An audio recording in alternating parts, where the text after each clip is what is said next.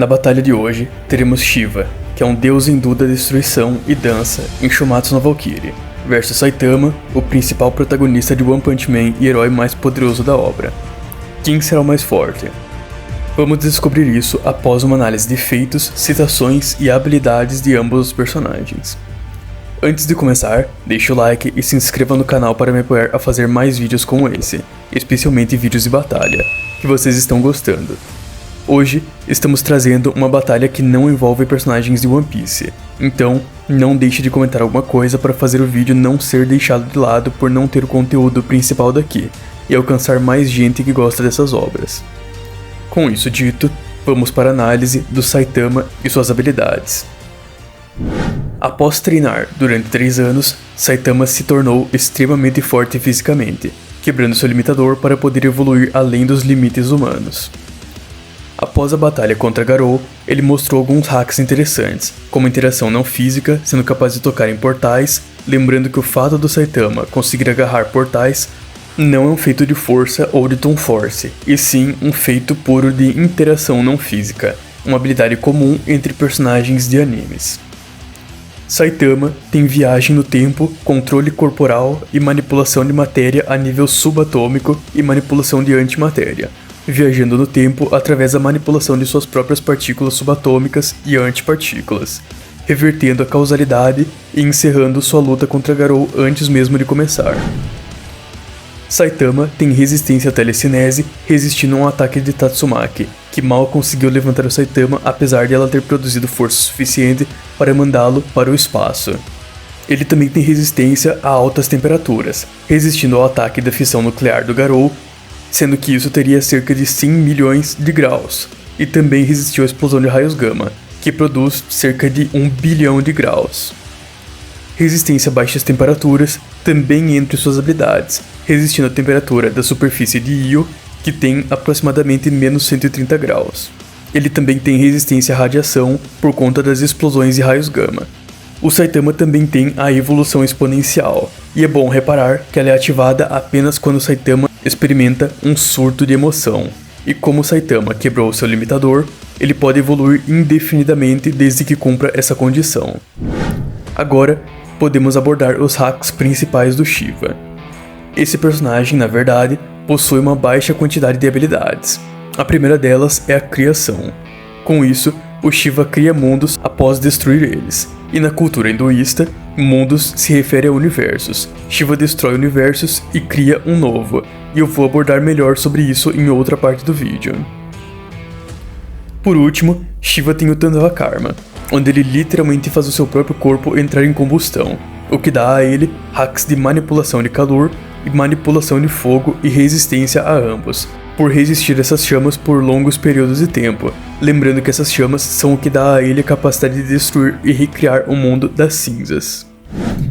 Agora, vamos falar sobre o quão forte é o Saitama. Para isso, primeiro eu preciso abordar uma questão que gera dúvida em muitas pessoas na comunidade de debates. Como eu já fiz um vídeo explicando sobre esse feito, eu vou deixar um trecho importante dele. O ponto agora é analisar o contexto desse feito no mangá. Quando a energia é mostrada, é literalmente mostrado que ela estava dispersando e afastando as partículas de luz.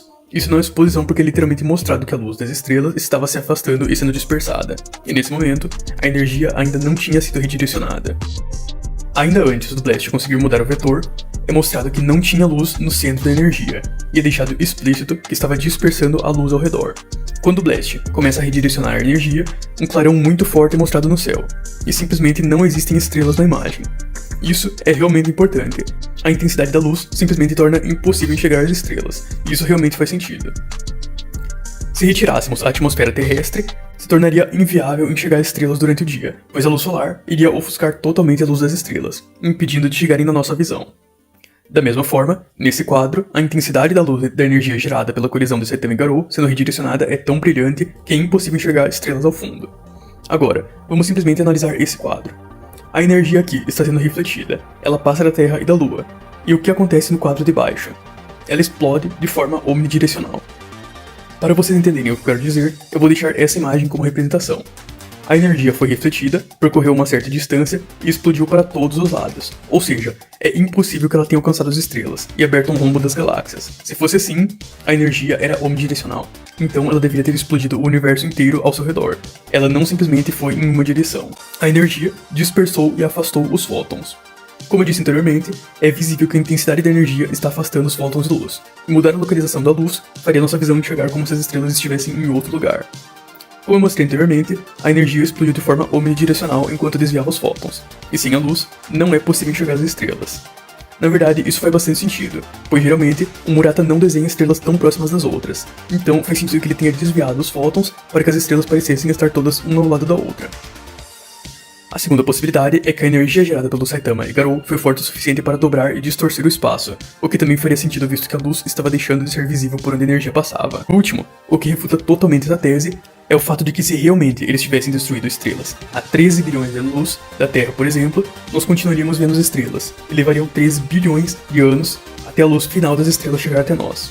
Isso significa que se uma estrela for destruída a 1 bilhão de anos-luz da Terra, por exemplo, essa informação demoraria 1 bilhão de anos para chegar até nós. Então, basicamente, é impossível que eles tenham criado um rombo nas estrelas naquele momento, pois mesmo se eles tivessem realmente as destruído, o céu continuaria estrelado durante bilhões de anos para nós. Após esse painel, nunca mais foi mostrado que existia um rombo nas galáxias novamente durante a luta entre Saitama e Garou. Ou seja, a energia não foi distante o suficiente para destruir estrelas, pois se fosse o caso, mesmo as estrelas que não foram destruídas ainda levariam bilhões ou mais de anos para que a luz voltasse a nos atingir. E como não foi mostrada a permanência dessa falta de luz, já que em todos os outros quadros podíamos ver normalmente o céu estrelado, então literalmente não tem nenhuma lógica defender que eles destruíram quaisquer estrelas. Além disso, o argumento de que o Murata não entende de física e astronomia não faz sentido, visto que ele colocou eventos que quem não estudou não deveria conhecer, como uma explosão de raios gama.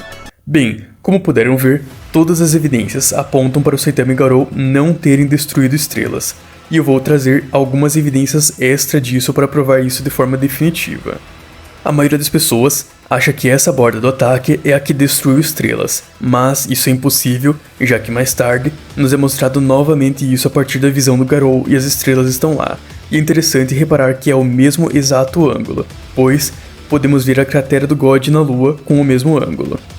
Além disso, a borda não está aumentando, só diminuindo, então não tem como ela ter expandido para destruir as estrelas. Caso contrário, e você acredite que o outro lado do ataque que destruiu as estrelas, também podemos provar que não é. Sabemos que Júpiter fica naquela direção, já que o Saitama e Garou foram jogados nele. Mas, apesar de Júpiter ser um dos objetos mais brilhantes do Sistema Solar, não estava aparecendo no buraco no céu, sendo que ele obviamente não foi destruído. Então, simplesmente fizeram algo para a luz não chegar até a Terra. Por último, podemos ver estrelas atrás de Júpiter, então realmente o ataque do Saitama e Garou não destruiu as estrelas. Após isso, podemos escalar apropriadamente. O maior feito de One Punch Man é a explosão de raios gama. Explosões de raios gama produzem esse nível de energia em média, que se enquadra no nível estrela grande, que é o nível atual do Saitama. Vocês podem argumentar que isso não foi feito no auge do Saitama e Garou, e eles têm o gráfico de evolução, mas o gráfico é inquantificável. Não tem como medir o quanto eles evoluíram e a quais pontos do gráfico eles estão evoluindo certa quantidade, então isso é irrelevante. Além disso, tem outro argumento comumente usado para definir o Saitama em níveis maiores, que é a citação que diz que o Garou ganhou poder para sacudir o universo. A fonte dessa tradução e notícia é literalmente o iPhone, que com certeza não tem uma boa fama. Podemos pegar a fala original e traduzir por conta própria. O kanji é de abalar, que geralmente não é usado para falar sobre tremer de forma física no sentido literal, pois se fosse, poderia ser usado esse kanji ou qualquer outra opção, enquanto esse é geralmente usado no sentido figurado como abalar o psicológico, abalar o país, e nessa frase, o termo está sendo utilizado para transmitir a ideia de que o Garou adquiriu o poder para abalar ou afetar o próprio universo, sem se referir literalmente a um movimento físico de tremer, mas sim uma influência ou impacto sobre o universo. A Shonen Jump basicamente já contextualizou a fala do mangá, já que fala que o universo tremeu de terror, então é realmente uma fala metafórica, e é deixado a cena em que ele falava sobre controlar as forças do universo. Abalar o universo é justamente uma fala no sentido figurado sobre a capacidade do Garou de copiar os fenômenos do universo, e não faz nem sentido usar isso de argumento, sendo que a Shonen Jump refuta totalmente. Por que tudo isso, Karma? O Saitama é um personagem piada, ele foi feito para vencer de qualquer um. Ninguém pode derrotar ele porque ele foi criado para ser invencível. Isso é uma grande mentira criada pela fandom fanática do verso. E para explicar isso, eu vou deixar um trecho do vídeo do Mao Animes, que explicou sobre isso bem melhor do que eu poderia e traduziu a entrevista do One sobre esse assunto. E eu vou deixar o vídeo dele sobre isso no link nos comentários. O Saitama foi criado para ser invencível, derrotar qualquer pessoa com um único ataque. Essa é uma afirmação que muitos fãs de One Punch Man e canais grandes com muito alcance como eles adoram falar. Só que isso é uma mentira deslavada e deturpação do personagem Saitama e da obra de One Punch Man. O autor da obra One já disse em uma entrevista ao canal japonês Domingo Jovem de Reiji Yamada que a sua ideia para a criação do personagem Saitama e de sua obra One Punch Man se deu ao fato dele querer quebrar um clichê de muitos mangás shonen que ele lia com frequência e gostava. No caso, seria o clichê do protagonista ter que ficar a obra inteira em uma jornada de evolução, para que só lá pro final da obra ele ficasse em seu auge ou máximo de força. Oni teve a ideia de criar um personagem e uma obra que não seguisse esse clichê, com o protagonista já começando a obra em seu máximo de força, como se ele já estivesse em seu final de história começando com força máxima. Ou seja, o Saitama só é um personagem que começa a história em seu máximo de poder quebrando o clichê dos mangás shonen, nada mais e nada menos. Tudo isso sem mencionar que todos os argumentos usados para upar o Saitama são NLF ou falácias sem limites, como afirmar que ele pode derrotar qualquer um com um soco, é ilimitado, e etc. Após isso, podemos elaborar a respeito do Shiva e seu nível de força.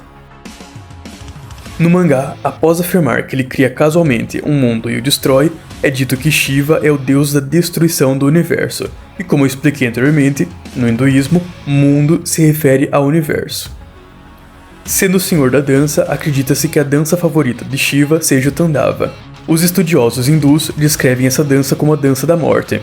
Quando uma era termina, Shiva se aproxima e realiza o Tandava, que por sua vez produz fogo para destruir o antigo universo e inaugurar um novo mundo. Resumindo, sim, Shiva é universal. Além disso, podemos validar a religião, pois no mangá é dito: está escrito no Vedas. Quando o tempo for cumprido, o Sr. Shiva dançará Tandava e causará a destruição ao mundo. Isso é literalmente a mesma coisa que é dito pelos hindus, mas o mais importante, o mangá cita os Vedas. Denominam-se Vedas as 4 obras compostas em um idioma chamado sânscrito védico, onde se originou posteriormente o sânscrito clássico. Os Vedas formam a base do extenso sistema de escrituras sagradas do hinduísmo, que representam a mais antiga literatura de qualquer língua indo-europeia. Resumindo, o mangá citar o Vedas já abre margem para relacionar o Shiva do anime ao hinduísmo, especialmente quando a história de ambos é a mesma. Na verdade, isso é muito coerente com o mangá. Temos, por exemplo, Zeus, que através de sua manipulação de raios, foi estatado ser capaz de destruir o universo inteiro. Lembrando que esse não é o ataque mais forte dele. O ataque dele é basicamente um soco comprimido, o que significa que ele escala acima da manipulação de raios universal. Shiva também afirma que a forma Damas de Zeus poderia destruir o céu, que é demonstrado ser equivalente ao mundo humano, e é chamado diretamente de universo pelo Buda na versão japonesa do mangá. Ou seja, o céu é uma camada universal e Zeus pode destruir isso. E sabemos que ao menos Shiva é capaz de desafiar Zeus, o que não poderia ser possível se ele fosse muito inferior a ponto de ter um tier menor e receber one shot. Ah, mas os personagens de Shumatsu não destroem nada durante suas lutas. Eles não podem ser universais. Nenhum mostrou feitos nesse nível, apenas citações que podem ser hiperbólicas. Isso é uma falácia de negação do antecedente. Negação do antecedente é uma falácia que consiste em confundir uma condição suficiente com necessária. A condição é suficiente quando permite a consequência. Mesmo que a condição não seja verdadeira, a consequência ainda pode ocorrer. Em outras palavras, destruir um universo e ter feitos nesse nível tornaria universal, mas não é necessário. Simplesmente querer negar citações coerentes de fontes confiáveis, por não ter demonstrado isso, é um grande argumento falacioso. Com isso, sabemos que se trata de um personagem nível estrela grande contra um universal. e podemos decidir isso no quesito de velocidade. Começando pelo Saitama, esse feito em Io é o maior feito da obra, onde temos Io com um diâmetro de 840 pixels, que são mais de 3 milhões de metros. Contando cada um dos riscos que o Saitama faz e percorreu de distância, são 27 mil pixels, e como ele faz dos dois lados, podemos multiplicar por 2, resultando em 55.443,4 pixels, que são mais de 240 milhões de metros. Tudo o que falta para completar o cálculo é o time frame, e não temos nenhuma base aqui. Para o Ankara feito, alguns usam a velocidade do Garou obtida através de cálculos para usar como um tempo de percepção, o que é errôneo e seria um empilhamento de cálculo. Na verdade, afirmo que todos os cálculos que passam desse resultado que eu vou apresentar, a maioria utiliza-se de empilhamentos de cálculos, para se beneficiar e alcançar o maior resultado possível, sendo que qualquer personagem consegue velocidades absurdas com o uso dessa lógica incoerente. Para o time frame, podemos usar o mesmo que já foi demonstrado quando o esperma platinado fez um feito semelhante, que é de 0,0013 segundos. Graças a isso, resta fazer a divisão, e obtemos o resultado de que o Saitama possui mais de 600 vezes a velocidade da luz. Não só nesse cálculo, mas no geral, muita gente tenta abusar de empilhamento em todos os tipos de cálculos do Saitama para tentar rankar ele, porque 600 vezes até parece lento para o personagem do patamar que os fanboys colocam ele, mas não tem base alguma para colocar acima disso. Agora podemos elaborar sobre o Shiva. No começo da luta entre Zeus e Adão, Zeus lança um ataque em 0,1 segundos a uma velocidade próxima da velocidade da luz. Depois, seus golpes começam a ficar cada vez mais rápidos e ele consegue alcançar esse número em segundos. A diferença entre 0,01 e esse número cheio de zeros em segundos é 1 milhão de vezes, o que significa que Zeus ficou 1 milhão de vezes mais rápido.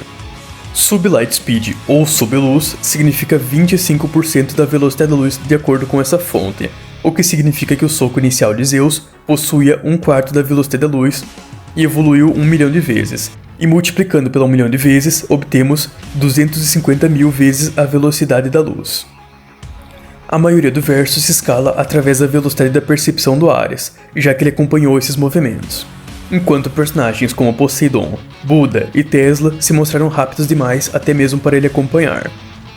Até mesmo Kim, que nunca demonstrou ser um exemplo de personagem rápido no verso, deu blitz na percepção do Ares, com o mesmo se questionando de o que ocorreu, já que sequer viu isso. Isso mostra que não existe desescala entre os deuses, e qualquer personagem forte é escalado a essa velocidade, além de Shiva já ter desafiado Zeus, então ele não pode estar tão abaixo. Com tudo isso, podemos declarar um vencedor, que é o Shiva. Ele é muito superior em força, velocidade e apesar de não ter hacks relevantes, especialmente porque o Saitama tem resistência a calor, os do Saitama também não têm utilidade nessa luta. Nenhum deles seria efetivo contra o Shiva. Na verdade, o Saitama recebia um Speed Blitz, sendo incapaz de acompanhar o Shiva por conta de sua velocidade absurdamente superior e recebendo o One Shot por conta de seu AP absurdamente inferior. Por conta disso, a batalha é visivelmente injusta, e não existem chances ao Saitama aqui. Então, espero que tenham entendido tudo e nos vemos no próximo vídeo.